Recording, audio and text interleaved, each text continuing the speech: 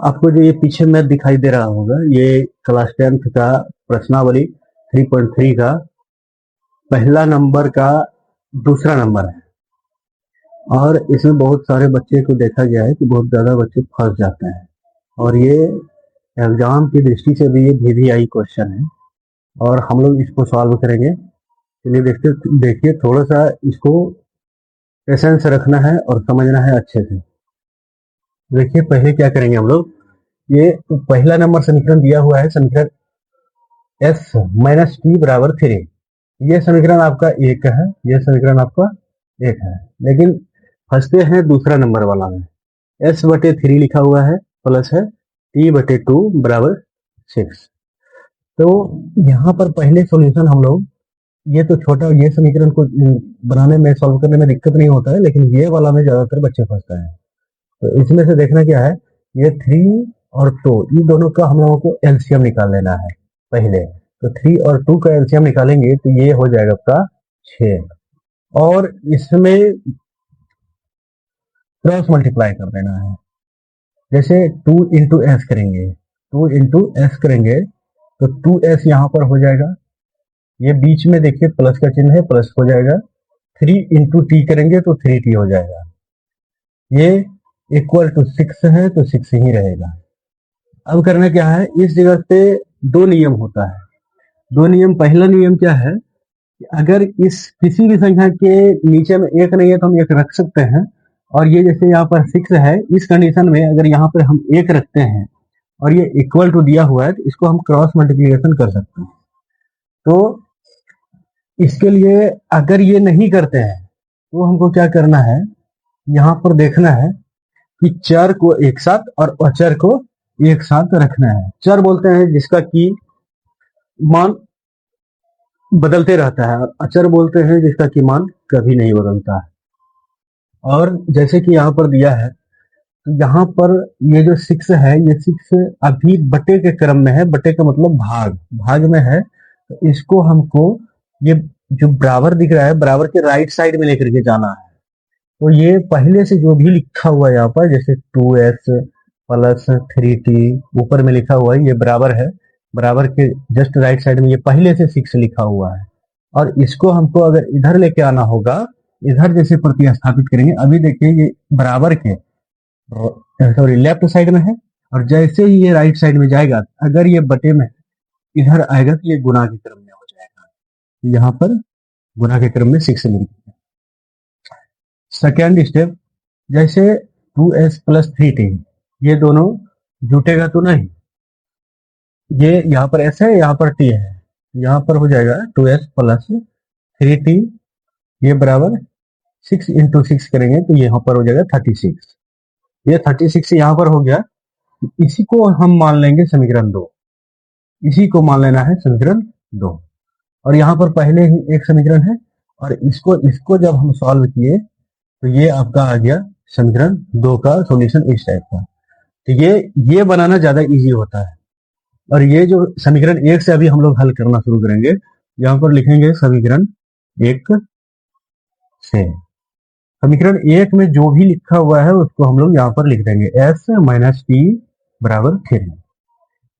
अब इसको सॉल्व करेंगे, ये पहला वाला वीडियो में भी हम बताए हैं कि ये जो बीच वाला होता है, इसी को हमको राइट साइड में प्रतिस्थापित करना होता है। तो इसको करेंगे प्रतिस्थापित, तो s रह जाएगा, पहले से जहां भी s है वहीं पे रहेगा। और देखिए यहाँ पर बराबर है तो बराबर रहेगा, और बराबर के जस्ट राइट साइड में 3 है, तो ये 3 जहां था वहीं पर है, अभी भी है।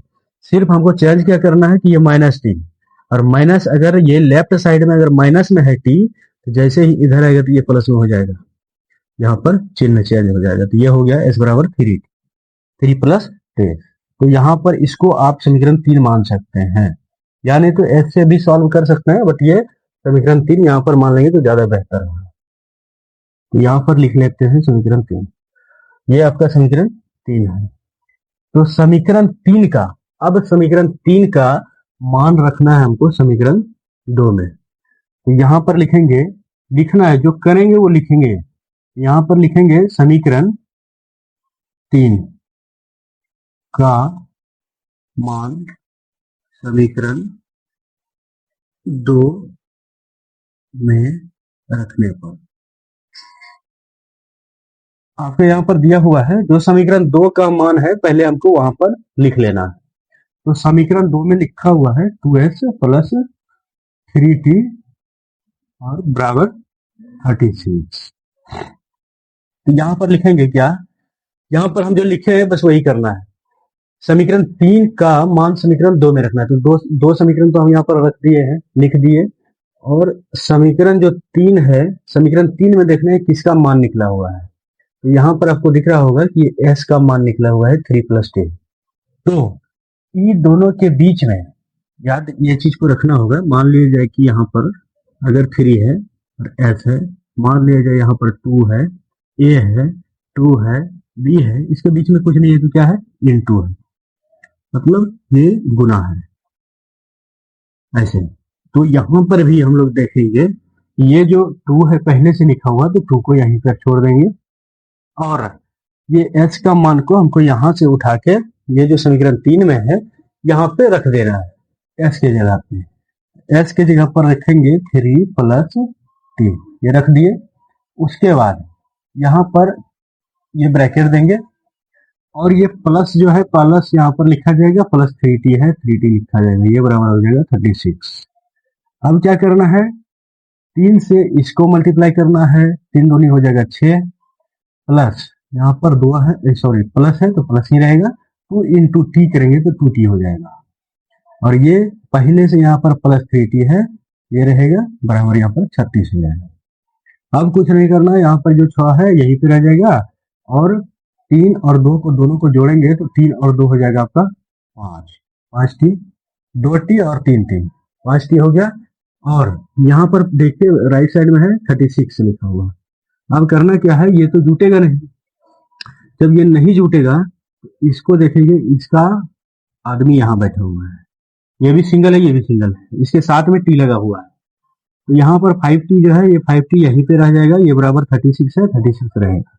ये 6 को उधर लेकर के जाना है। तो यहाँ पर देखिए 6 के पहले अगर कुछ भी नहीं है, हम पहले बता चुके हैं कि जो भी कोई भी संख्या हो उसके आगे में अगर कुछ भी नहीं है तो वो प्लस में रहता है। ये प्लस में है अभी, और जैसे ये इधर जाएगा तो ये माइनस में हो जाएगा। ये हो जाएगा आपका 5t बराबर 36 में अगर 6 घटा देंगे तो ये बच जाएगा हमारा 30। ये 30 हो गया यहाँ। अब देखिए ये भी 5 को इधर लेकर के जाना है, ये t अकेला छोड़ेंगे और यहाँ पर 30 है और ये 5 और इंटू ये t है, मतलब इसके बीच में गुना है। और ये जैसे ही इधर जाएगा तो ये हो जाएगा आपका नीचे में 5, बटे में आ जाएगा, बटे का मतलब भाग में। तो ये कभी भी इतना बात को ध्यान में रखना है कि ये जो 5 है इधर जब भी आएगा तो ये ऊपर नहीं नीचे लिखाएगा। कोई कोई बच्चे कर देते हैं कि ये ऊपर लिख देते हैं, लेकिन उसको लिखना नहीं है, वो गलत तरीका है। अब यहाँ से करना है क्या, 5 से इसको कितना बार में डिवाइड हो जाएगा, 6 बार में। ये हो जाएगा आपका t बराबर 6 करेंगे, मतलब ये t का आपका आंसर निकल चुका है, t बराबर 6। अब जो है यही t का मान समीकरण चाहे आप 2 में रख दीजिए, समीकरण 3 में रख दीजिए, समीकरण 1 में रख दीजिए, आपका s का मान निकल जाएगा। तो जो भी करेंगे वो चीजों को हमको यहाँ पर लिखना है। t का मान समीकरण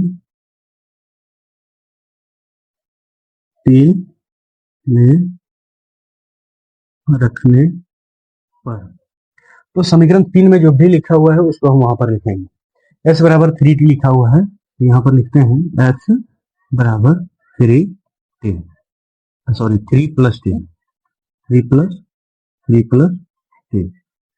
अब इसी पर करना क्या है, ये जो s है ऐसे रह जाएगा बराबर 3 प्लस। अब देखिए t का मान ही तो इसमें रखना है, तो t का यहाँ पर मान निकला हुआ है 6, तो t के जगह पर ये वाला जो t है इसके जगह पर हमको यहाँ पर 6 लिखना है। अब इसका मान निकलेगा, ये देखिए s बराबर 6 और 3 को जोड़ देंगे, ये हो जाएगा आपका 9। कहने का मतलब s बराबर आपका आंसर आ गया 9 और t बराबर आपका आंसर आ गया, ये आपका सॉल्व हो गया, यही आंसर। तो इसको 1 से 2 बार बनाइए, आपको भी समझ में आ जाएगा, कोई दिक्कत